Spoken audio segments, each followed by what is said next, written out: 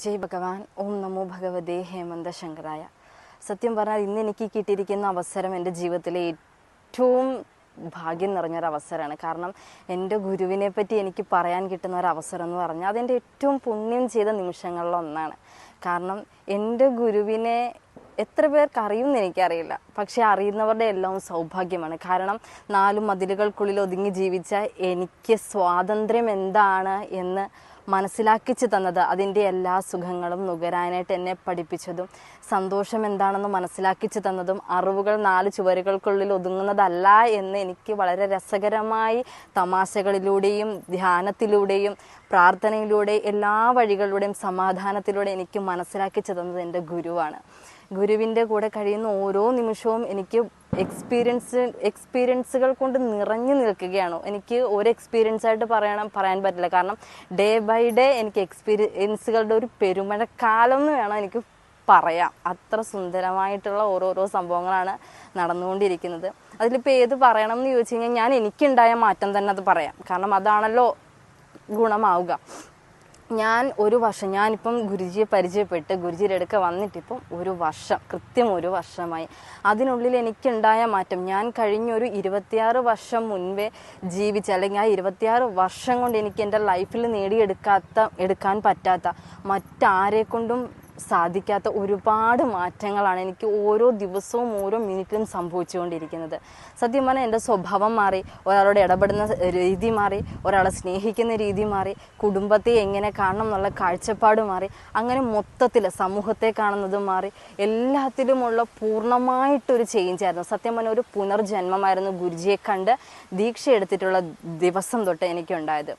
ദീക്ഷ experience എന്ന് പറയുകയാണെന്ന് ഗുരുജിയുടെ ആ ഒരു സ്പർശം കൊണ്ട്, ആ ഒരു മന്ത്രം കൊണ്ട് എനിക്ക് കിട്ടിയത് എൻ്റെ ലൈഫിൻ്റെ എല്ലാമാണ്. അച്ഛൻ, അമ്മ, ഒരു കുടുംബം എല്ലാമാണ് എനിക്ക് കിട്ടിയത്.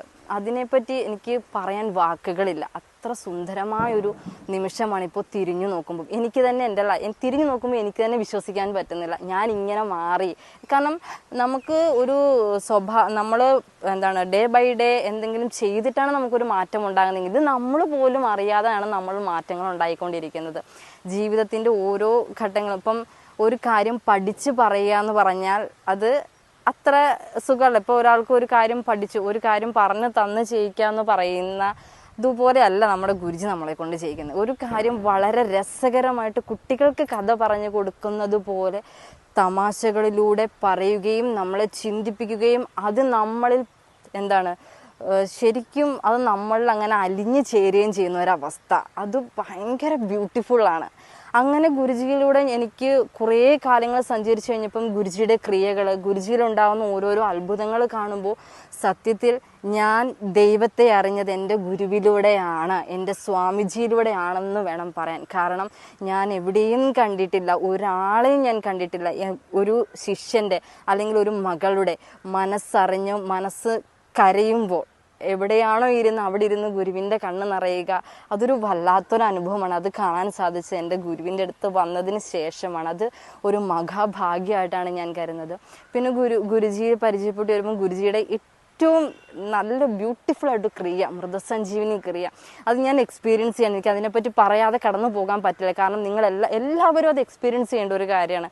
മൃതസഞ്ജീവനി ക്രിയയിലൂടെ കടന്നു പോകുമ്പോൾ എന്ന് വെച്ച് കഴിഞ്ഞാൽ നീ എന്താണ് അല്ലെങ്കിൽ ഞാൻ എന്താണ് എന്ന് എനിക്ക് മനസ്സിലാക്കി തരാൻ ആ ക്രിയയെ കൊണ്ട് സാധിക്കുന്നു എന്നുള്ളതാണ്.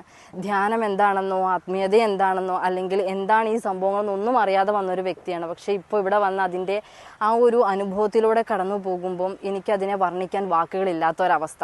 ആ ക്രിയയിലൂടെ കടന്നു പോകുമ്പോൾ മറ്റൊരാളെ എങ്ങനെ നമുക്ക് നന്നാക്കി എടുക്കാമെന്ന് പിന്നെ ഒരു ചോദ്യത്തിൻ്റെ ആവശ്യമില്ല. കാരണം ആ ക്രിയയെ ഒന്ന് പരിചയപ്പെടുത്തി കൊടുത്ത് അവരത് ചെയ്യാൻ തുടങ്ങിക്കഴിഞ്ഞാൽ അവർ തന്നെ ചേഞ്ച് ആവുന്നത് കാണാൻ സാധിക്കും എന്നുള്ളതാണ്.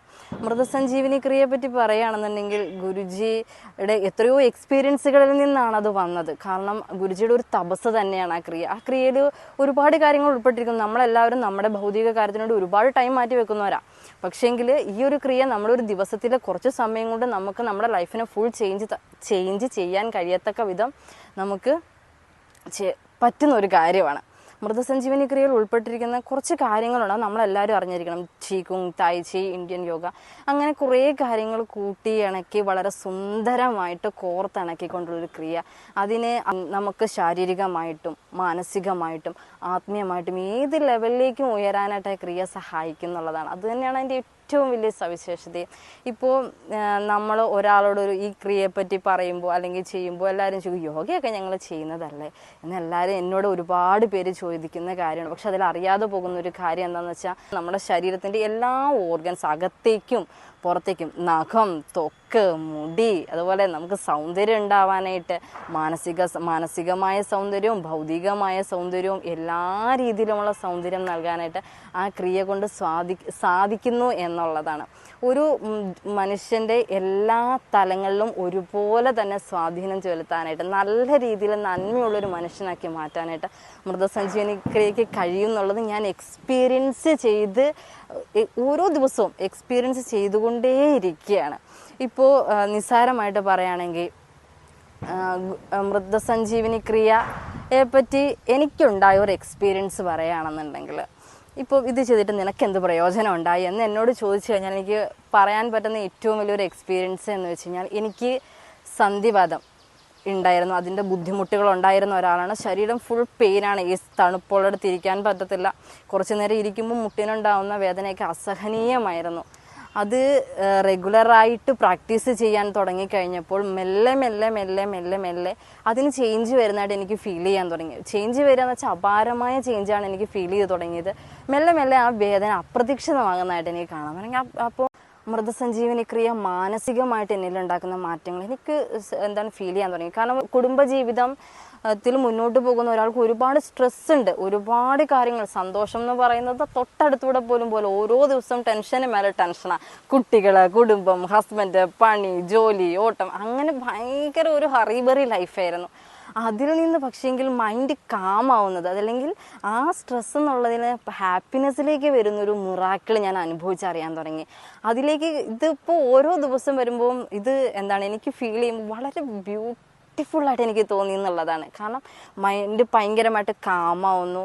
അതുപോലെ എൻ്റെ കൂടെ ഉള്ളവരെ, എൻ്റെ കുട്ടികളിലേക്ക് ഇറങ്ങിച്ചെല്ലാനും അവരോടൊപ്പം കളിക്കാനും ചിരിക്കാനും അവരുടെ സന്തോഷങ്ങളിൽ പങ്കിടാനും എൻ്റെ പങ്കാളിയുടെ ഒപ്പം എനിക്ക് സന്തോഷമായിട്ടിരിക്കാനും അങ്ങനെ ഹെൽത്തി ആയിട്ടുള്ള ലൈഫ് എനിക്ക് ഉണ്ടാക്കി തരാൻ എൻ്റെ ഗുരുജിയുടെ ക്രിയ കൊണ്ട്, മൃതസഞ്ജീവനി ക്രിയ കൊണ്ട് സാധിച്ചു എന്ന് പറയുമ്പം അതിലും വലിയ സമ്മാനം എനിക്ക് വേറെ ഒന്നുമില്ല. കാരണം എൻ്റെ ദൈവത്തിൻ്റെ അല്ലെങ്കിൽ എൻ്റെ ഭഗവാന്റെ, എൻ്റെ ഗുരുജിയുടെ ഏറ്റവും വലിയൊരു ഗിഫ്റ്റ് തന്നെയാണ് എൻ്റെ ഈ ലൈഫ്.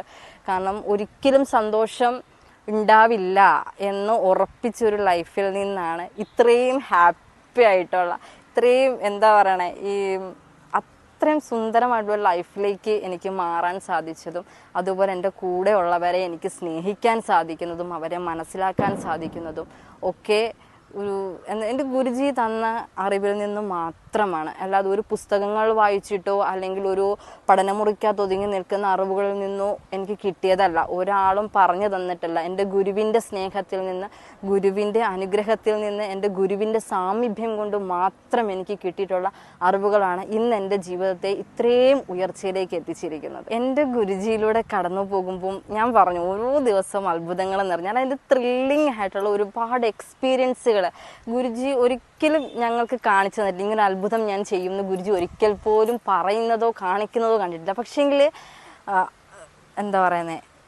അപ്രതീക്ഷിതമായിട്ട് ഓരോരോ സംഭവങ്ങൾ. അതായത് എൻ്റെ വീട് ഇടുക്കിയാണ്, രാമക്കൽമടാണ് എൻ്റെ സ്ഥലം. അപ്പം അവിടെ ഇരുന്ന് ഗുരുജി ഉള്ളത് ഗുരുവായൂർ തമ്പുരാൻപടിയാണ്. അപ്പോൾ അത്രയും ദൂരം അറിയാലോ, ഏകദേശം ഒരു 6-7 മണിക്കൂറോളം യാത്രയും കാര്യങ്ങളൊക്കെ വരുന്നുണ്ട്.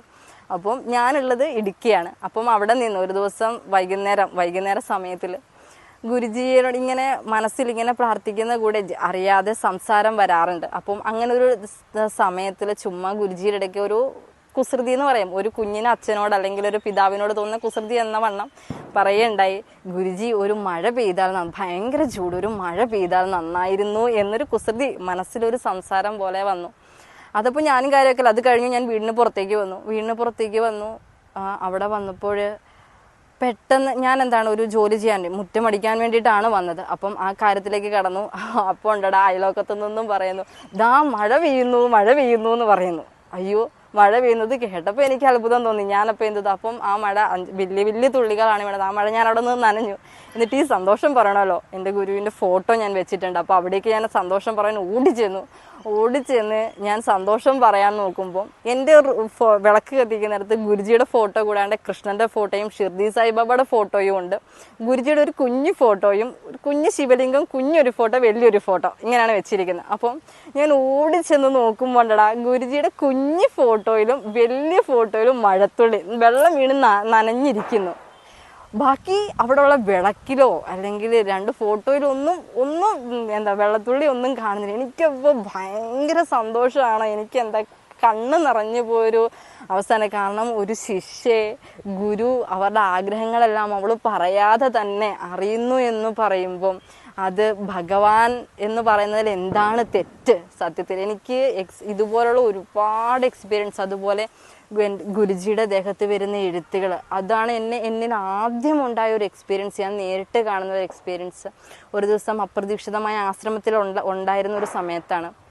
പെട്ടെന്ന് വൈകുന്നേരം ഗുരുജി വിശ്രമിക്കാൻ പോയ സമയത്താണ്. അപ്പോൾ പെട്ടെന്ന് അവിടുത്തെ സ്വാമിനി ഓടി വന്ന് പറയാണ്, ഓടി വരൂ മക്കളെ, ഒരു അത്ഭുതം കാണിച്ചു തരാമെന്ന് പറയുന്നു. അപ്പോഴേക്കും ഞങ്ങൾ ഓടി അങ്ങോട്ടേക്ക് ചെന്നു.